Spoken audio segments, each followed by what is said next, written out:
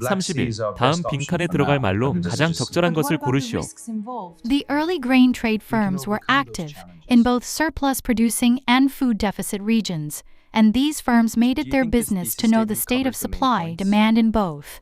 Because this information was the key to their profitability, these firms worked in relative secrecy, frequently built on family ties, trust, and loyalty.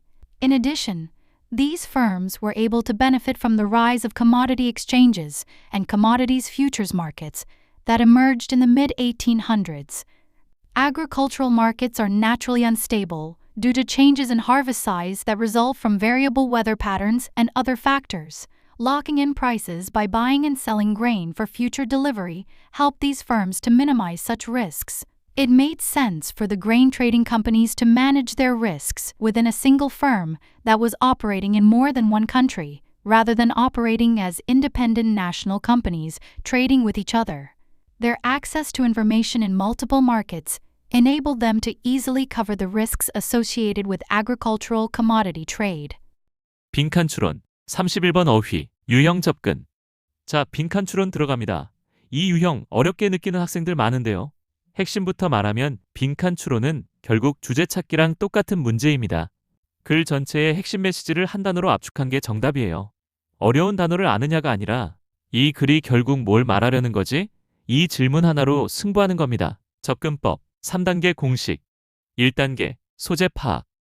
처음 하나에서 2개의 문장만 읽고 아, 이건 5호에 대한 글이구나를 잡아요. 2단계 주장문 찾기. 필자가 하고 싶은 말이 뭔지 찾으세요. 거의 대부분 빈칸 문장이 곧 주장문입니다. 3단계 빈칸 앞뒤 집중. 여기가 핵심입니다. 빈칸 바로 앞뒤 문장에 답의 단서가 반드시 있습니다. 선지 단어를 넣어서 문장을 완성해보고 글 흐름이랑 맞으면 그게 답입니다. 정답 근거는 어디에? 빈칸 바로 앞뒤 문장을 보세요. 거기에 정답이랑 같은 뜻인데 다른 단어로 표현한 것, 즉 패러프레이즈가 있습니다. 출제자는 절대 근거 없이 답을 내지 않아요. 단어 넣고 근거 문장이랑 의미 일치하면 100% 정답입니다. 오답의 4가지 종류, 이렇게 소거하세요. 반대의 오답. 글이랑 완전 반대 방향이죠? 글 흐름만 잡으면 1초 만에 지워집니다. 무관 오답. 글 소재랑 아예 관련 없어요. 이거 이 글에서 나온 얘기야? 아니면 삭제하세요. 부분 오답. 일부분은 맞는데 글 전체를 대표 못해요. 이게 제일 헷갈리는 놈입니다. 유사 오답. 얼핏 비슷해 보이는데 뉘앙스가 달라요. 앞뒤 문장과 정확히 맞는지 꼭 확인하세요. 반대, 무관, 부분, 유사 오답. 이 순서로 지우면 정답만 남습니다. 자, 이 글을 같이 봐볼게요. 옆날에 곡물을 사고 파는 회사들이 있었어요. 곡물이 많은 지역, 부족한 지역 둘 다 돌아다녔습니다. 근데 여기서 핵심. 이 회사들이 정보를 엄청나게 중시했다는 거예요. 어디에 곡물이 많고 어디가 부족한지 알면 싼 데서 사서 비싼 데 팔면 돈이 되죠. 그러니까 이 정보가 돈 버는 열쇠, 곧 수익성인 겁니다. 그리고 글이 계속됩니다. 이 회사들은 정보를 비밀로 하고 가족 중심으로 운영했다고 해요. 왜요? 정보가 돈이니까요. 남들이 모르게 해야 돈을 버는 거죠.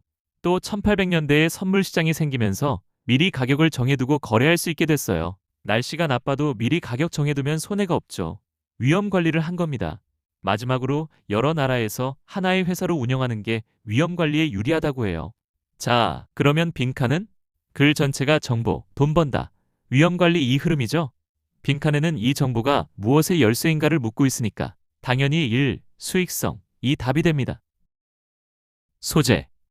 초기 곡물 무역 회사들의 운영 방식과 정보 활용 전략. 주제. 초기 곡물 무역 회사들에게 정보는 수익성이 열쇠였으며 비밀 유지, 선물 거래, 다국적 운영으로 위험을 관리했다. 요약. The early grain trade firms knew the state of supply and demand in both surplus producing and food deficit regions. This information was the key to their profitability, so they worked in secrecy, built on family ties and trust. They benefited from commodity futures markets to minimize risks from unstable agricultural markets, and managed risks within a single firm operating in multiple countries. 옛날에 곡물, 쌀, 밀 같은 것을 사고 파는 회사들이 있었어요. 이 회사들은 어디에 곡물이 많고 어디가 부족한지 정보를 잘 알고 있었어요. 이 정보가 바로 돈을 벌 수 있는 열쇠, 곧 수익성, profitability입니다. 예를 들어볼게요. 캔자스에서 밀이 풍년이면 가격이 싸겠죠? 뉴욕에서는 밀이 부족하면 비싸게 팔 수 있겠죠? 이 정보를 먼저 아는 회사만 싸게 사서 비싸게 팔 수 있었어요. 그런데 모두가 이 정보를 알면 경쟁이 치열해지죠. 그래서 정보를 비밀로 하고 가족끼리만 공유했어요. 또 선물 거래로 밀의 가격을 미리 정해서 위험을 줄였어요. 여러 나라에서 한 회사로 운영하면 위험도 쉽게 관리할 수 있었어요. 결국 이 회사들의 결론은 이겁니다. 정보는 수익성의 열쇠이고 비밀 유지와 위험 관리가 핵심이다. 곡물무역의 역사와 비밀 경영. 1. 곡물은 왜 특별한 상품인가? 곡물은 그냥 농산물이 아닙니다. 고대 메소포타미아와 이집트 시대부터 곡물은 권력의 상징이었어요. 사람은 먹어야 살고 곡물을 통제하는 자가 사회를 통제했습니다. 곡물이 남아도는 지역과 부족한 지역 간의 교역은 수천 년 전부터 존재한 것이고 19세기 산업화와 함께 이 무역이 본격적으로 기업화됩니다. 철도와 증기선이 발달하면서 대량 운송이 가능해졌고 이때부터 곡물 무역은 단순한 교역이 아니라 거대한 산업이 된 거예요. 2. 곡물 4대 메이저, 가족 기업의 비밀. 19세기에 등장한 4대 곡물 무역 회사가 있습니다. 이들의 첫 글자를 따서 업계에서는 ABCD라고 부르는데 이 네 회사가 전 세계 곡물 무역의 70에서 90%를 지배했다고 알려져 있어요. 이 회사들의 공통점은 모두 가족 경영 기업이라는 것입니다. 왜 가족 경영이었을까요? 주식시장에 상장하면 재무 정보와 사업 내용을 공개해야 합니다. 그러면 경쟁자들이 자기네 전략을 알게 되죠. 비밀을 유지하려면 가족끼리 운영하는 게 훨씬 유리했던 겁니다. 3. 시카고 상품 거래소의 탄생. 1848년 시카고에 세계 최초의 상품 거래소가 설립됩니다. 당시 시카고는 미국 중서부 농업지대의 중심지였고 농부와 상인 사이의 거래를 체계화하기 위해 만들어진 겁니다. 이전에는 농부가 직접 시장에 와서 그날 가격을 흥정해야 했는데 거래소가 생기면서 표준화된 계약을 통해 미래의 가격을 미리 정할 수 있게 되었어요. 이것이 오늘날 선물 시장의 시초가 됩니다. 선물 시장과 위험 관리. 1. 선물 시장이란 무엇인가? 쉽게 말하면 미래의 특정 날짜에 미리 정한 가격으로 상품을 사고 팔기로 약속하는 시장입니다. 예를 들어 농부가 3개월 후 밀 1톤을 100만 원에 팔겠습니다라고 하고 곡물회사가 좋습니다. 그 가격에 사겠습니다라고 합의하면 3개월 후 실제 시장 가격이 얼마 상관없이 100만 원의 거래가 성사되는 겁니다. 이렇게 가격을 미리 정해놓는 것을 가격 고정이라고 합니다. 2. 왜 선물 시장이 필요한가? 농업의 불안정성. 농사는 날씨에 따라 결과가 완전히 달라집니다. 올해 풍년이면 곡물 가격이 폭락하고 가뭄이 오면 가격이 폭등해요. 농부 입장에서는 6개월 동안 열심히 농사지었는데 수확할 때 가격이 반토막 나면 망하는 거잖아요. 반대로 곡물 회사 입장에서는 갑자기 가격이 폭등하면 원가가 올라서 손해를 봅니다. 선물 시장은 이 양쪽의 위험을 줄여주는 장치예요. 미리 가격을 정해놓으면 가격이 오르든 내리든 최소한 예측 가능한 범위 안에서 장사를 할 수 있으니까요. 3. 단일 기업의 다국적 운영, 위험 분산의 논리. 왜 여러 나라에 따로 회사를 두지 않고 하나의 기업으로 운영했을까요? 예를 들어 브라질에서 가뭄이 나면 곡물 가격이 오르지만 같은 시기에 미국에서 풍년이면 가격이 내려갑니다. 하나의 기업 안에서 이 두 시장을 동시에 관리하면 한쪽의 손해를 다른 쪽의 이익으로 상쇄할 수 있거든요. 나라별로 독립된 회사를 운영하면 이런 위험 분산이 불가능합니다. 그래서 곡물무역 회사들은 여러 나라에 지사를 두면서도 하나의 기업 체계로 통합 운영했던 겁니다. 정보 비대칭과 수익성.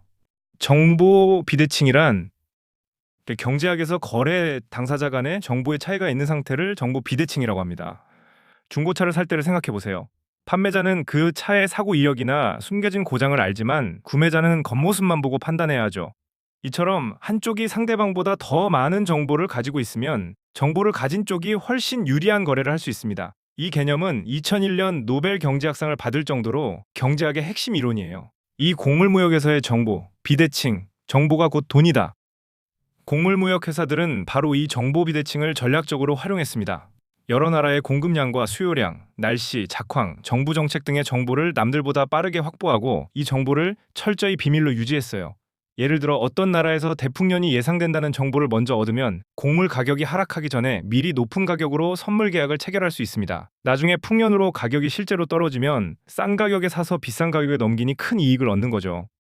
3. 비밀 유지의 구조. 왜 비밀이 수익성과 직결되는가? 정보를 가지고 있다는 것만으로는 부족합니다. 그 정보를 남들이 모르게 해야 진짜 이익이 생깁니다. 만약 모든 사람이 같은 정보를 가지면 아무도 유리한 거래를 할 수 없어요. 그래서 이 회사들은 가족 중심 경영, 비상장 유지, 철저한 내부 보안 등을 통해 정보를 독점했습니다. 정보 확보, 비밀 유지, 유리한 거래, 이 세 가지가 연결되어 수익성으로 이어지는 구조인 거예요. 결국 곡물 무역에서 정보를 아는 것이 곧 돈을 버는 것이었던 셈입니다. I had such a good time today, Me too. I'm glad we could walk together. and the weather is perfect. It really is. I don't want the day to end.